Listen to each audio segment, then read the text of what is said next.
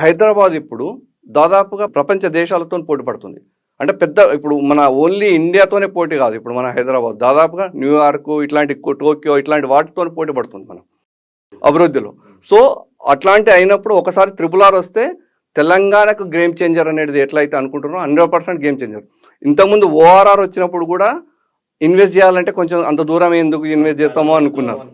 కానీ అది ఇప్పుడు అర్థమైపోతుంది మనకు. సేమ్ అదే అయినా ఇంకా కొంచెం ఎక్కువ టైం పట్టింది, కానీ RRRకి అంత టైం పట్టదు ఒరిజినల్గా.